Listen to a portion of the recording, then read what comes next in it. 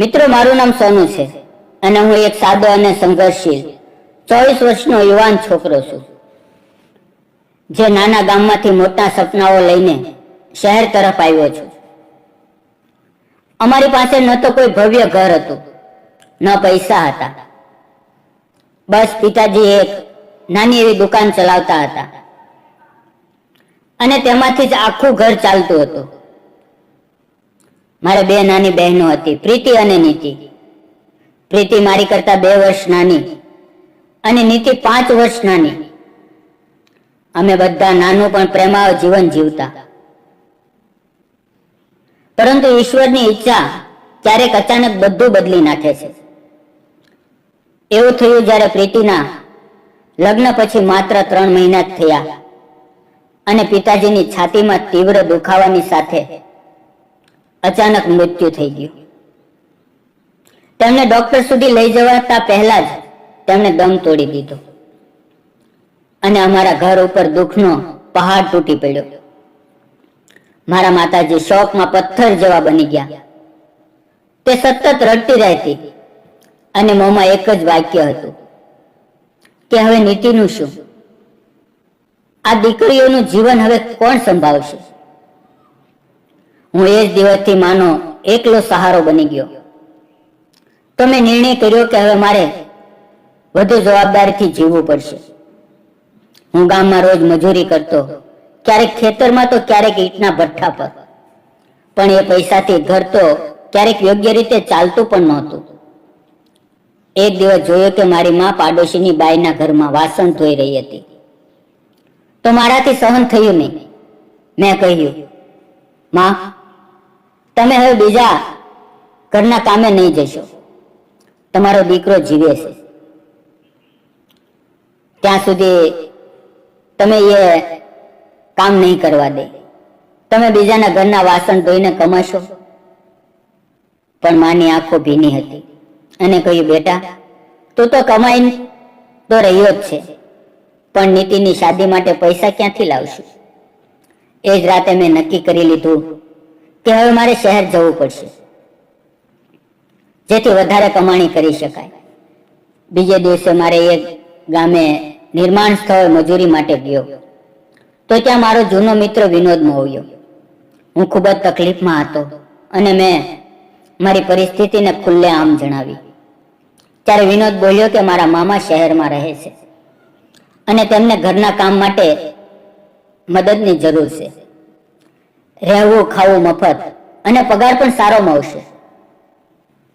ત્યારે મારી આશાઓએ પુનઃજીવિત થઈ. વિનોદે તરત તેના મામાને ફોન કરીને વાત કરી અને તેમણે મારો સંપર્ક આપી દીધો. તેઓ રાજી થઈ ગયા અને ઘરે જઈને મેં માતાને કહ્યું કે મારે શહેર જવું પડશે, જેથી વધુ કમાણી કરી શકાય અને બહેનના લગ્ન માટે યોગ્ય ઘર ગોતી શકાય.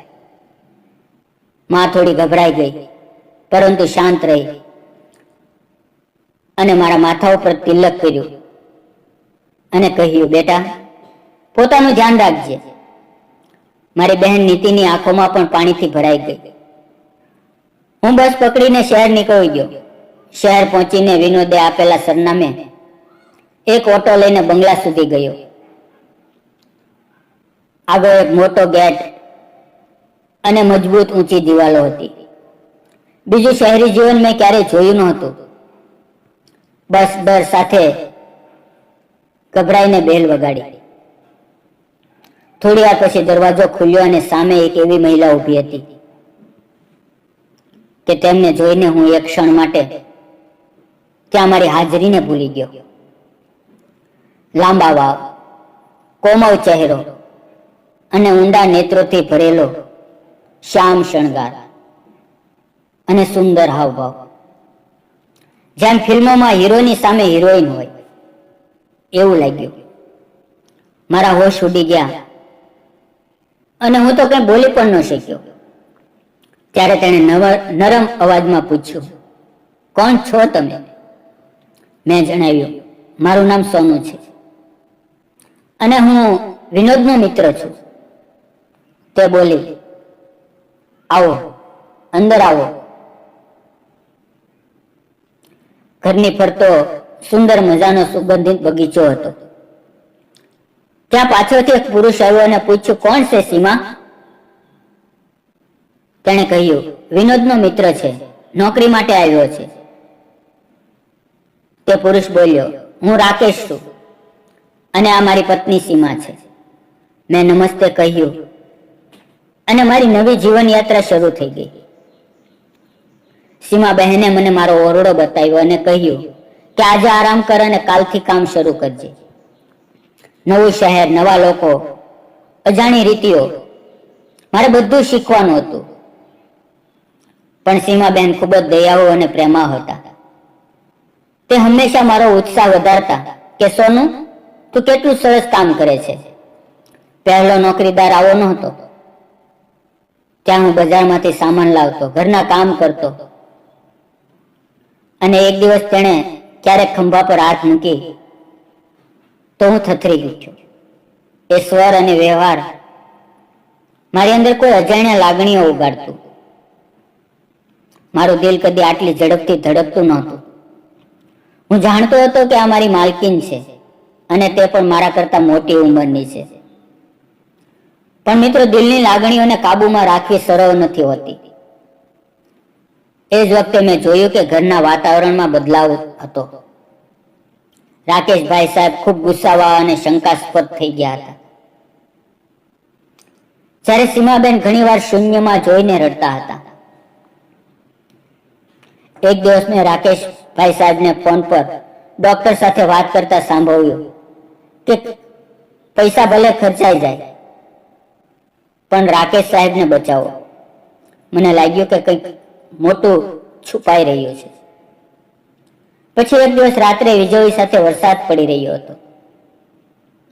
ત્યારે મારા ઓરડાનો દરવાજો ધીમેથી ખુલ્યો અને ત્યાં સીમાબહેન ઊભા હતા.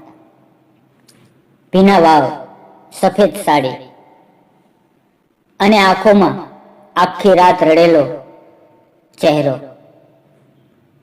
દર્દ સાથે બોલી, સોનું, મને તારો સહારો જોઈએ છે.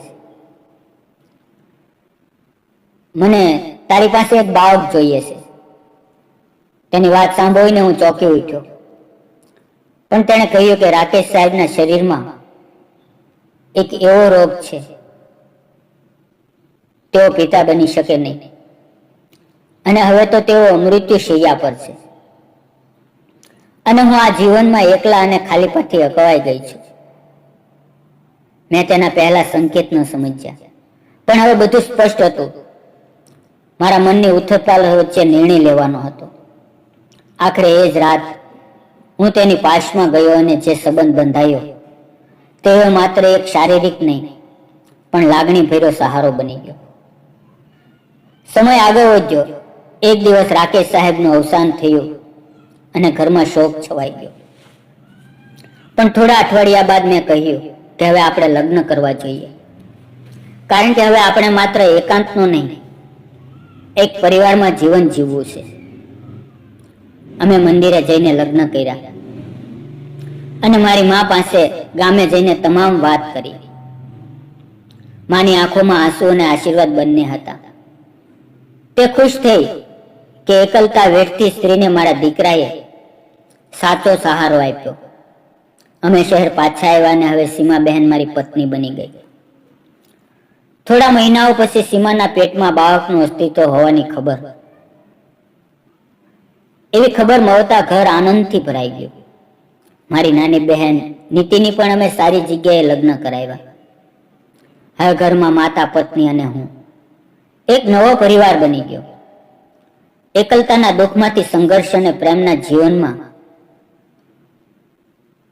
અમે પડકારભર્યો રસ્તો પાર કર્યો.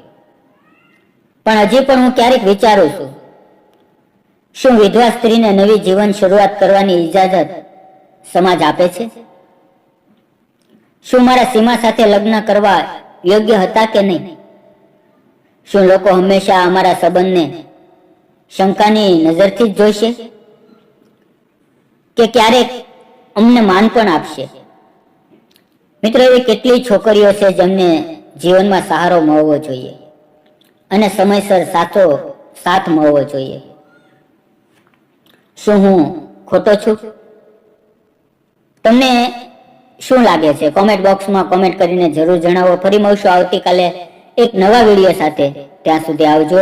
વિડીયો પૂરો જોવા બદલ આપ સૌ મિત્રોનો ખૂબ ખૂબ ધન્યવાદ.